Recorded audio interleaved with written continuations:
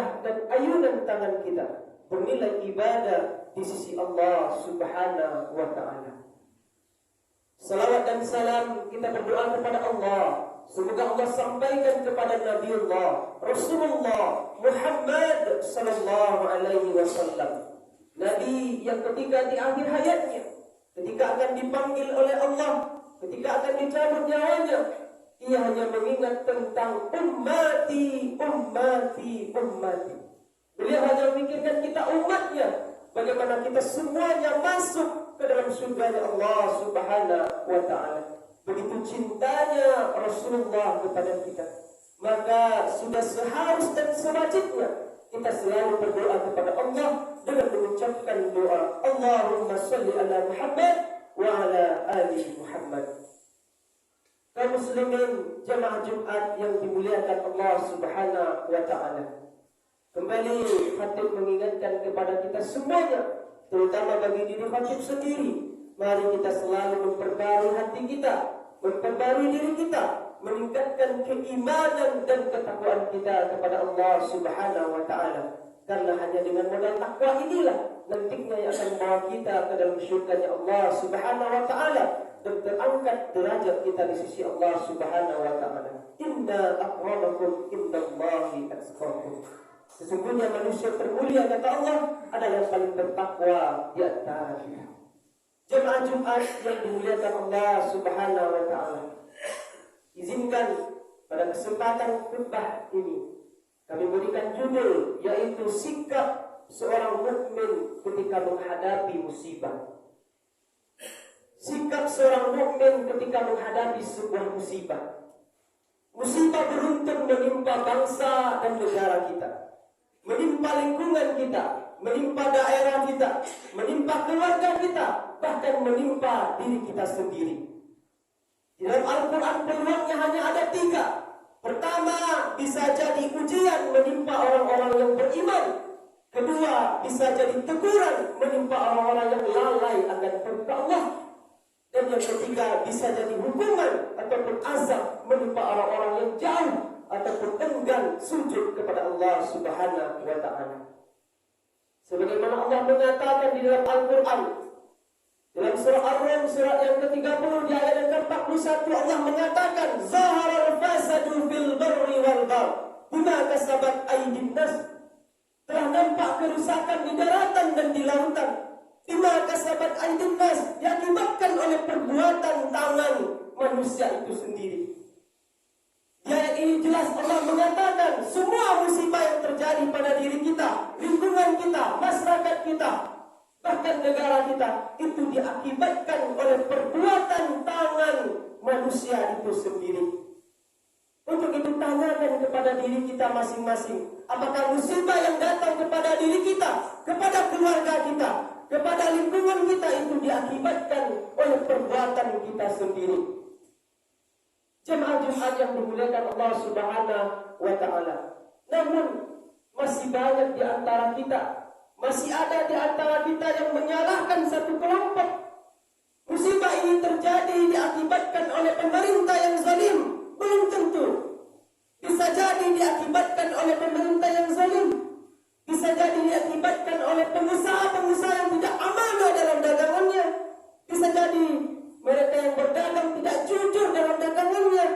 Bisa jadi ini diakibatkan oleh mereka yang tidak enggan, tidak mau sujud kepada Allah Subhanahu wa ta'ala.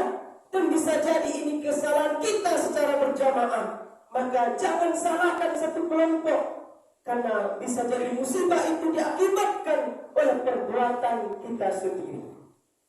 Jamaah Jumat yang dimuliakan Allah Subhanahu wa ta'ala, untuk itu bagaimana cara kita menyikapi setiap musibah yang datang kepada diri kita, sebagaimana dicontohkan oleh Nabiullah Khalilullah Abul Anbiya, bapaknya para nabi, yaitu Nabiullah Ibrahim alaihissalam. Beliau memberikan contoh tauladan kepada kita semuanya, bagaimana cara kita menyikapi setiap musibah yang datang kepada diri kita. Beliau menyikapinya dengan 2 cara. Yang pertama sabar, dan yang kedua husnuzon, berbaik sangka kepada Allah Subhanahu wa ta'ala.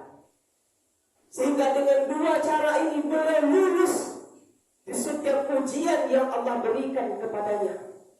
Yakin dan percayalah jamaah semuanya, jikalau kita mencontoh sikap yang diajarkan oleh Nabiullah Ibrahim ini, yakin dan percayalah musibah yang datang kepada diri kita akan menjadi nikmat dalam pandangan keimanan. Akan menjadi nikmat dalam pandangan keimanan. Jika kita yakin bahwasanya musibah itu kita hadapi dengan sabar dan husnuzon kepada Allah Subhanahu wa taala. Jemaah Jumat yang dimuliakan Allah Subhanahu wa taala. Sikap yang pertama yaitu sabar. Kita sabar menerima setiap pemberian Allah Subhanahu wa taala. Sabar artinya kita terima pemberian Allah, kita jalani sebaik dan seterbaik mungkin, lalu kita cari solusi terbaik dalam setiap masalah yang datang kepada kita. Ini yang dinamakan dengan sabar. Yakin dan percayalah, ketika kita sudah sabar, maka yakin ketika itu Allah bersama kita. Innallaha ma'as sabirin. Allah itu bersama dengan orang-orang yang sabar. Yakin dan percayalah, ketika kita sudah sabar, maka pertolongan Allah itu akan datang kepada diri kita. Jemaah Jumat yang dimuliakan Allah Subhanahu wa taala. Sikap yang kedua yaitu husnuzon, berbaik sangka kepada Allah Subhanahu wa taala. Sebagian ulama menyatakan, janganlah menyangka kepada dirinya ketika datang musibah yang mengatakan bahwasanya ini adalah laknat, karena laknat turun kepada orang-orang yang bermaksiat, teguran turun kepada orang-orang yang lalai akan perintah Allah, dan ujian turun kepada orang-orang yang beriman. Maka katakan setiap musibah yang datang kepada diri kita ini adalah ujian dari Allah. Dengan begitu kita sudah berbaik sangka kepada Allah Subhanahu wa taala. Dengan begitu kita menandakan diri kita bahwasanya kita beriman kepada Allah Subhanahu wa taala. Katakan ini adalah ujian dari Allah Subhanahu wa taala. Jemaah Jumat yang dimuliakan Allah Subhanahu wa taala, sebagaimana Allah mengatakan dalam hadits qudsinya, ketika Allah mencintai satu kaum, mencintai satu manusia, maka Allah akan memberikannya ujian, dan dengan ujian itu ia mengingat-ingat dan menyebut-nyebut nama Allah Subhanahu wa taala.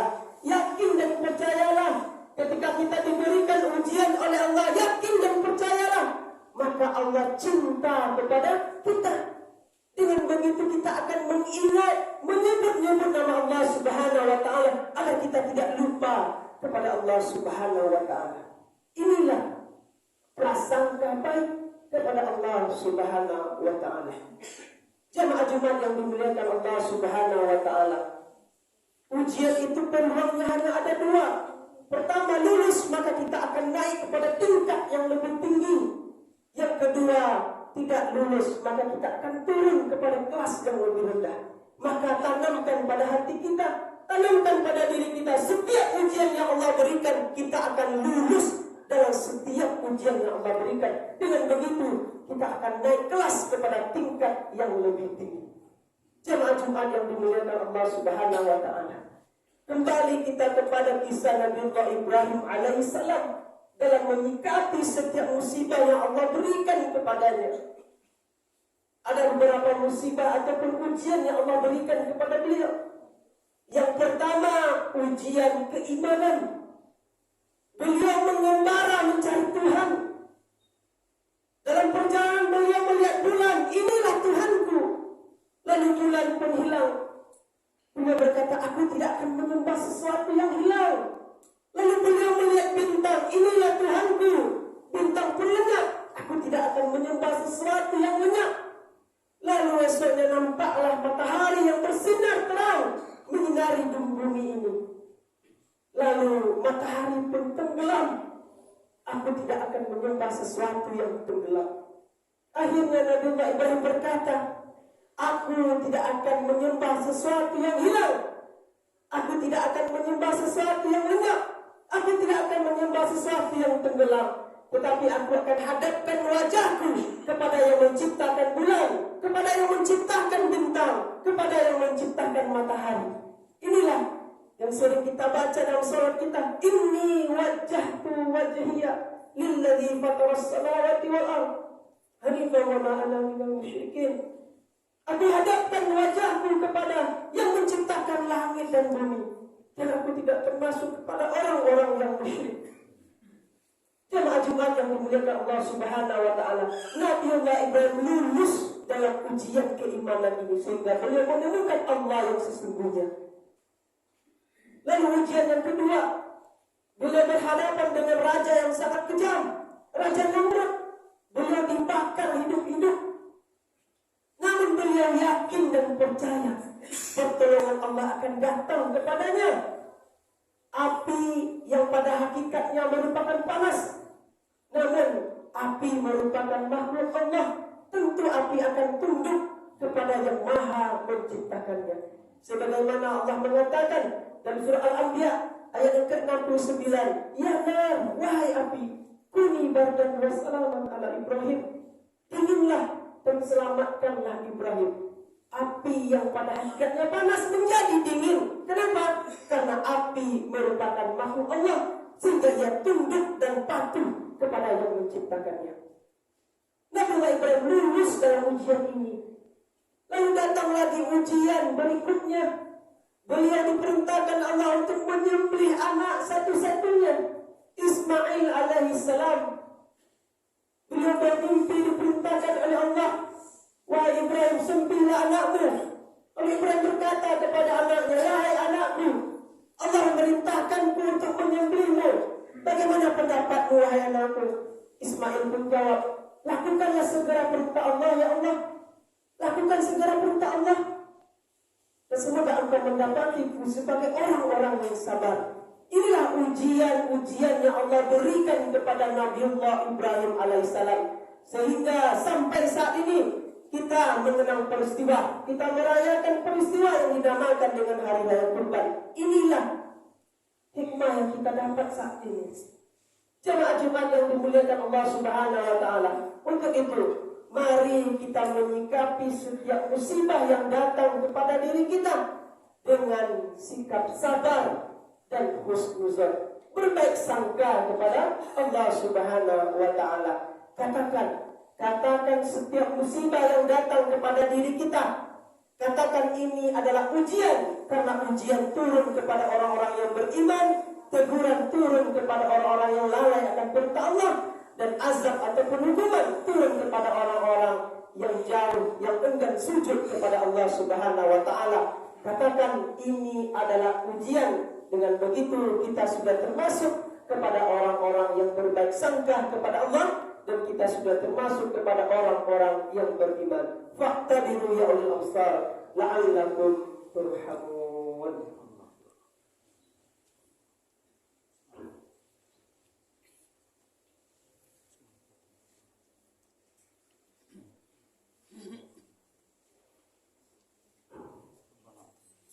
Alhamdulillah. Alhamdulillahilladzi arsala rasulahu bil huda wa dinil haqq liyuzhiru 'ala dini kullihi wa kafaa billahi shahida. Asyhadu an la ilaha illallah wahdahu la syarika lah wa asyhadu anna Muhammadan abduhu wa rasuluh sallallahu alaihi wasallam la nabiyya ba'da amma ba'du. Allah Ta'ala fil Qur'anil Karim, a'udzu billahi minasy syaithanir rajim. Bismillahirrahmanirrahim. Inna a'tainakal kautsar fasalli li rabbika wanhar inna syani'aka huwal abtar. Inna Allaha wa malaikatahu yusalluna 'alan nabi ya ayyuhalladzina amanu sallu 'alaihi wa sallimu taslima. Allahumma shalli ala Muhammad wa ala ali Muhammad kama shallaita 'ala Ibrahim wa ala ali Ibrahim wa barik ala Muhammad wa ala ali Muhammad kama barakta 'ala Ibrahim wa ala ali Ibrahim fil 'alamin innaka Hamidum Majid. Allahumma ighfir lil muslimin wal muslimat والمؤمنين والمؤمنات الأحياء منهم والأموات برحمتك يا أرحم الراحمين. اللهم تقبل منا صلاتنا وصيامنا وركوعنا وسجودنا وقعودنا وتضرعنا وتخشيعنا وتعبدنا وتحمل تقصيرنا يا الله يا رب العالمين. اللهم إنا نسألك سلامة في الدين وعافية في الجسد وزيادة في العلم وبركة في الرزق وتوبة قبل الموت ورحمة عند الموت ومغفرة بعد الموت.